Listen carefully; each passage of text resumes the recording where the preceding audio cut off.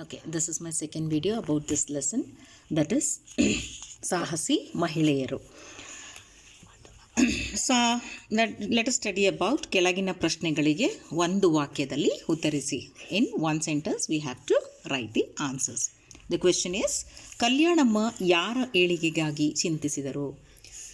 She who Kalyanamma on which work, on which thing she started thinking about two things. What are those things? Kalyanamma ಯಾರ ಏಳಿಗೆಗಾಗಿ ಚಿಂತಿಸಿದರು? ಮಕ್ಕಳ ಹಾಗೂ ಮಹಿಳೆಯರ ಏಳಿಗೆಗಾಗಿ ಚಿಂತಿಸಿದರು. She started working on children and also on women's development. She started working it on. She started thinking it on. ಚಿಂತಿಸಿದರು. She started thinking on it. Next question is, ಕಲ್ಯಾಣಮ್ಮನವರ ವಿಚಾರ ಶಕ್ತಿಗೆ ಹೇಗೆ ಒಳಪು ಬಂದಿತು? Her knowledge, for her important knowledge, how the shining came. ಕಲ್ಯಾಣಮ್ಮನವರಿಗೆ ಓದುವ ಆಸೆ ಬಹಳವಾಗಿತ್ತು. She was very desired to study. She was very giving importance for her studies. ಆದರೆ ಅನಾನುಕೂಲತೆಯಿಂದ ಮುಂದೆ ಓದಲಾಗಲಿಲ್ಲ. Because of her inconvenience, she was not able to study. ಆದರೂ ಮನೆಯಲ್ಲಿಯೇ ಓದು ಮುಂದುವರಿಸಿದರು. Even though she was having a lot of problems in her own life, she started studying at home itself. ಇದರಿಂದ ಅವರ ವಿಚಾರ ಶಕ್ತಿಗೆ ಹೊಸ ಒಳಪು ಬಂದಿತು. For her new knowledge wherein the shining came back because of all these reasons. ಮೂರನೇ ಪ್ರಶ್ನೆ, that is third question. Hyderabad ಪ್ರಾಂತ್ಯದ ಜನರು ನಿಜಾಮನ ವಿರುದ್ಧ ಏಕೆ ಸಿಡಿದೆದ್ದರು? ಹೈದರಾಬಾದ್ನಲ್ಲಿ ಭಾರತದ ತ್ರಿವರ್ಣ ಧ್ವಜವನ್ನು ನಿಷೇಧಿಸಲಾಗಿತ್ತು. The question meaning is, Hyderabad ಪ್ರಾಂತ್ಯದ ಜನರು ನಿಜಾಮನ ವಿರುದ್ಧ ಏಕೆ ಸಿಡಿದಿದ್ದರು?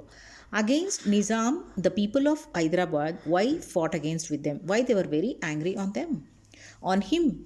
ಹೈದರಾಬಾದ್ನಲ್ಲಿ ಭಾರತದ ತ್ರಿವರ್ಣ ಧ್ವಜವನ್ನು ನಿಷೇಧಿಸಲಾಗಿತ್ತು. Actually, our three colors flag was banned in Hyderabad because of him.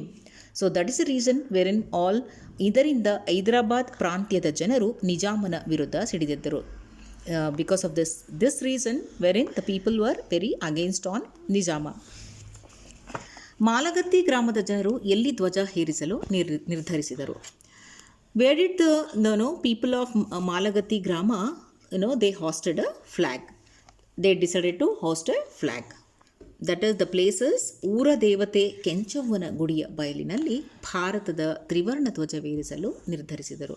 They took a decision on hosting a flag in Kenchavva ಗುಡಿಯ ಬಯಲಿನಲ್ಲಿ. ಬಯಲು means ground. That is opposite to this Kenchavva temple. The next question is, Hyderabad ಪ್ರಾಂತ್ಯ ಭಾರತದಲ್ಲಿ ಯಾವಾಗ ವಿಲೀನವಾಯಿತು? When did this Hyderabad got merged in India? Hyderabad ಪ್ರಾಂತ್ಯ ಭಾರತದಲ್ಲಿ 1948 September 17 ರಂದು ಭಾರತದಲ್ಲಿ ವಿಲೀನವಾಯಿತು. It got merged on September 17, that is 1948. Hope you all write test good in your test. Exam. Thank you.